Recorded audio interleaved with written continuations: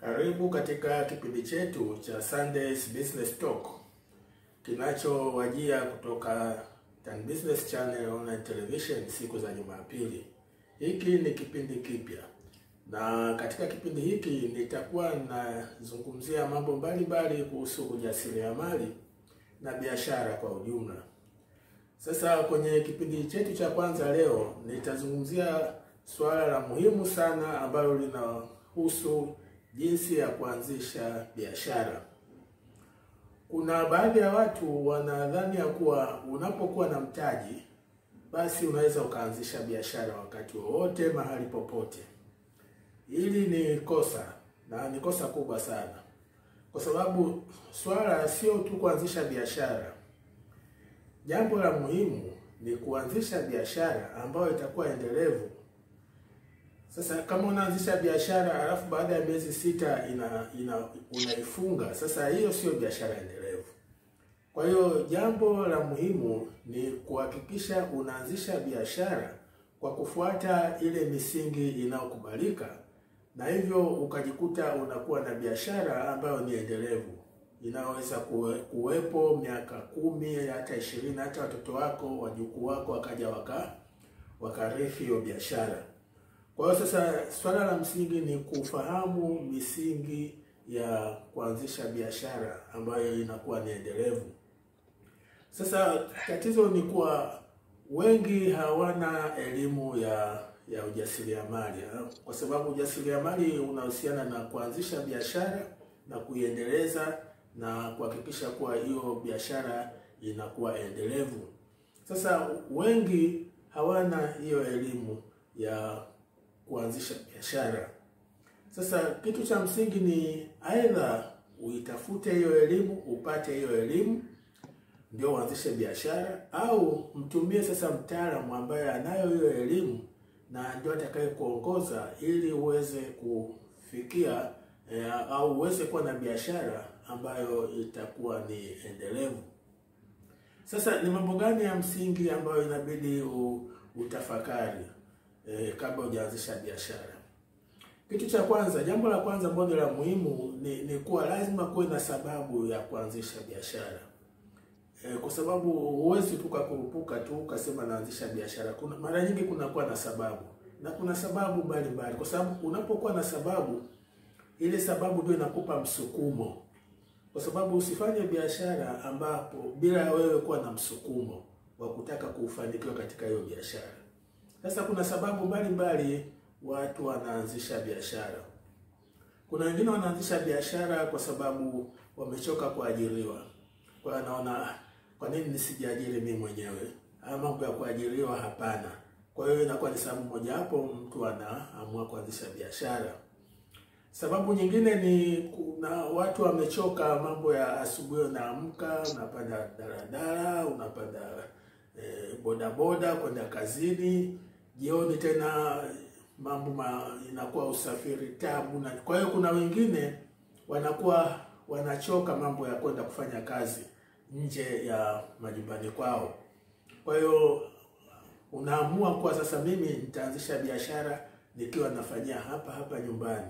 Sasa hiyo ni sababu moja hapa ambayo inaweza kumfanya mtu akaamua kuanzisha biashara ambayo baadaye itakuwa ni endelevu.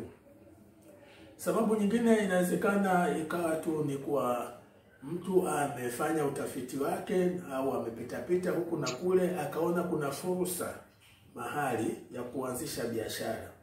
Sasa kama kuna fursa umeiona, hiyo fursa, hiyo kuona kwako kwa fursa kunakupa msukumo mkubwa sana wa kutaka kuanzisha biashara. Nyingine ni swala la uvumbuzi. Inawezekana mtu umevumbua kitu fulani na sasa kwa kuwa umekivumbua unataka kikuletee fedha. Wewe unaamua kuanzisha biashara kwa kutumia ule uvumbuzi wako ambao ndio unaokufanya uanzishe biashara na ambayo itakupa fedha katika maisha yako. Kwa hiyo ni mifano michache.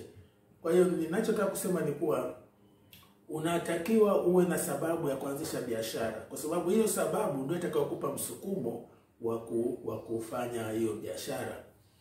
Sasa namba 2 ni kuwa kidogo inahusiana kama na hili, ni kwa uchaguzi sasa wa biashara. ni biashara gani inabidi uchague. Kwa sababu kwa mfano unaweza ukasema mimi nataka kuanzisha biashara ya duka.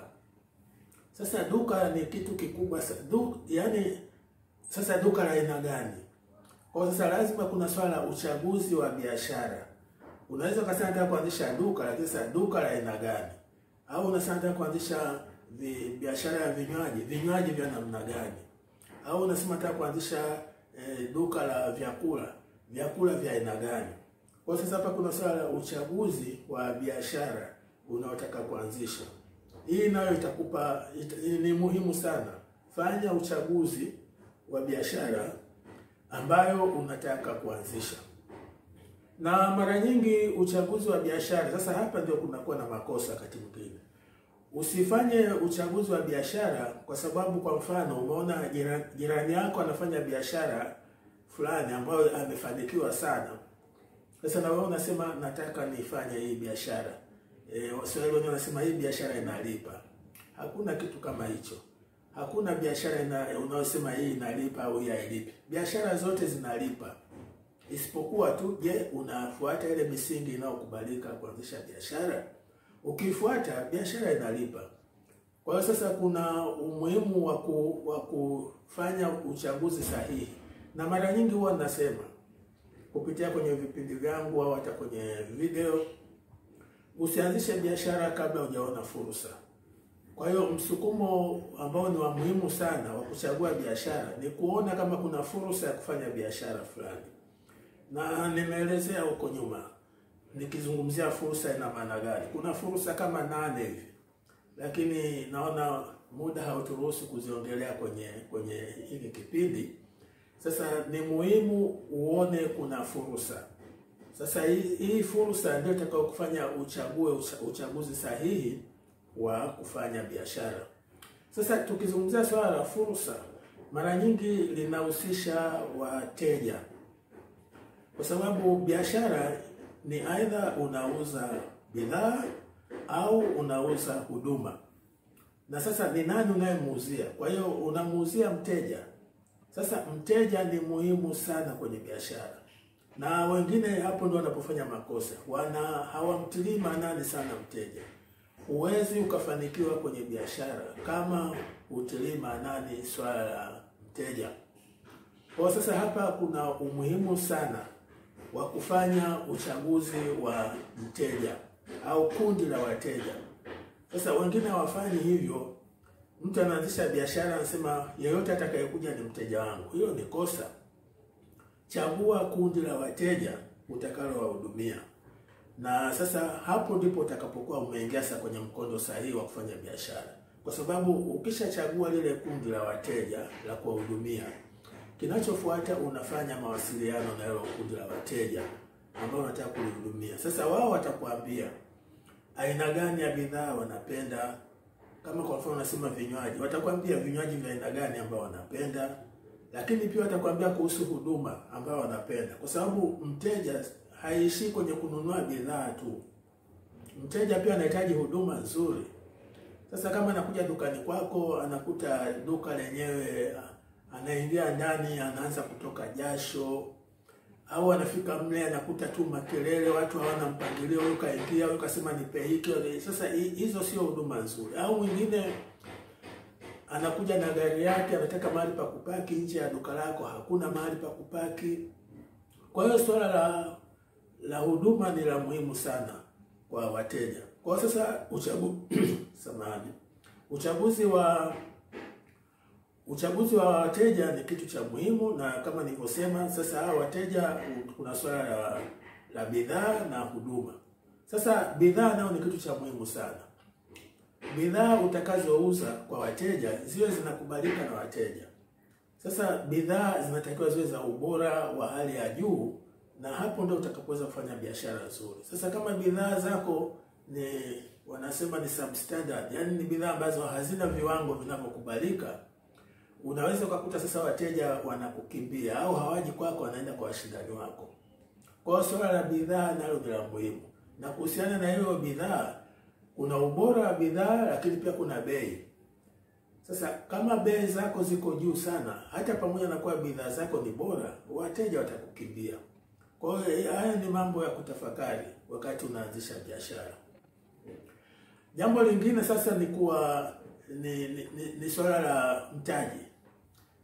Unaweza ukawa na mambo mazuri ya kuhusiana na biashara uanzishaji wake, lakini kama una mtaji huwezi ukaanzisha biashara. Kwa sababu Waswahili wanasema mkono mtupu haulambwi. Kwa hiyo huwezi ukaanzisha biashara kama una mtaji. Sasa kwenye mtaji kuna mambo mawili. Kwanza kuna swala la wapi utapata mtaji. Lazima ujue sehemu utakayopata mtaji na wewe una uhakika nayo. Lakini ya pili, kufanya makadirio ya mtaji. Sasa huwezi ukaenda mahali unataka mtaji wakati uelewi unahitaji kiasi gani, au akakuuliza kiasi gani cha mtaji unahitaji, unaanza kubabaika. Kwa hiyo kuna masuala mawili. Kwanza, wapi utapata mtaji. Pili, kufanya makadirio ya mtaji. Jambo lingine la muhimu kwenye biashara, usianzishe biashara bila ya kutengeneza plani. Kwa sababu kuanzisha biashara bila plani ni sasa na dereva anaendesha gari, alafu amefunga usoni kwake amefunga kitambaa cheusi. Sasa hiyo gari utaendesha vipi? Kwa sababu ukifunga kitambaa hutaona unakwenda wapi. Sasa hiyo sio sahihi. Lakini pia kuna swala la hakuna malengo. Kwa hiyo watu hawatengenezi plan. Na sasa of course kwenye plani ndio tunapoingia kwenye swala la malengo. Plani inatokana na kuweka malengo. Kwa sababu ukiweka malengo, sasa kinachotakiwa ndio unatengeneza plani ambayo itakayokusaidia kufikia kwenye malengo. Kwa sasa katika hali ambayo ni ya kutatanisha ni wafanyabiashara wanafanya biashara bila plani. Kwa hiyo kama hauna plani na maana hauna malengo. Au kama una malengo lakini hauna plani, sasa hayo malengo utayafikia vipi? Kwa hiyo sasa hilo swala nalo kutengeneza plani la muhimu. Aidha utengeneze wewe mwenyewe au utafute mtaalamu wa kutengenezea business plan. Sasa imeshindikana sana au imeshindikana kabisa, unaweza ukatengeneza budget. Lakini sasa budget ni sehemu ndogo tu katika plan. Kwa hiyo hapo ni muhimu sana kuwa na plani ambayo itakayokusaidia kwenye kuendesha biashara yako. Jambo lingine sasa ni kuwa karibu nimegusa mambo mengi yanayohusiana na uanzishaji wa biashara. Lakini sasa tunachotakiwa sasa kuangalia na au ninachotaka kukuambia sasa ni kwa kuwa umeshagusa mambo mengi, sasa inabidi tuanze sasa kujipanga kuanzisha biashara. Sasa kwenye kujipanga, jambo la kwanza ni sajili biashara yako. Usianzishe biashara ambayo ni bubu. Sajili, nenda BRELA, na sasa hivi mambo ya teknolojia huna haja kwenda ofisini kwa BRELA. Unaingia kwenye website yao, unasajili biashara. Unaweza kusajili jina la biashara ambayo hiyo ni cheap, yani sio ghali. Lakini unaweza kusajili pia kampuni. Kwa hiyo sajili biashara au sajili jina la biashara au kampuni. Hiyo ni ya muhimu sana. Baada hapo kituo kinachofuata ni TRA. Nenda TRA ukapate TIN namba. Hiyo ni ya muhimu sana. Kwa sababu ndio itakuwa kila kitu katika ufanyaji wako wa biashara. Sasa ukishakuwa na TIN namba, hawa jamaa wa TRA watakuuliza maswali mbalimbali. Unategemea kipato chako kitakuwa namna gani, si na hapa na pale. Wakiridhika kuwa umejipanga kulipa kodi, kwa sababu sasa hapo wanapata picture kwa huyu jamaa yuko tayari kulipa kodi. Wanakupa kitu kinaitwa tax clearance certificate. Sasa hiyo tax clearance certificate ni ya muhimu sana kwa sababu ndio itakayokuwezesha kupata leseni. Kwa hiyo unachukua hiyo tax clearance certificate, unakwenda halmashauri ya wilaya au halmashauri ya mji. Nyingine leseni zinatolewa hata wizarani au kwenye taasisi kubwa. Kwa hiyo ndio unapokwenda kule unapata leseni. Sasa ukipata leseni, sasa uko tayari kuanzisha biashara. Sasa uwezi ukaanzisha biashara kimya kimya. Biashara inabidi uitangaze. Kwa hiyo sasa kuna swala la kutangaza biashara yako ili watu wafahamu kuwa biashara inakuja. Na kwenye kutangaza unatangaza, kwanza unasema una promote business, yani unaitangaza biashara. Lakini pili una promote products, yani unatangaza bidhaa ambazo utakazokuwa unauza. Kwa hiyo muelewe kuna tofauti hapo ya kutangaza biashara na kutangaza bidhaa. Kwa hiyo piga kelele watu wafahamu kwa umeingia au unakuja. kwenye biashara, hata washindani wako wafahamu, lakini wateja pia wafahamu. Na mwisho kabisa ni swala la kupanga siku ya kufungua biashara.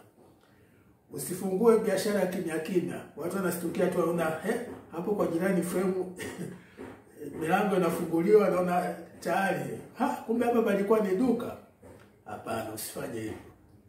Tangaza, fanya sherehe, kasherehe. Mimi sio muumini wa kufanya masherehe ya kifahari, lakini angalau ku attract attention ya watu. Yaani kufanya watu wafahamu.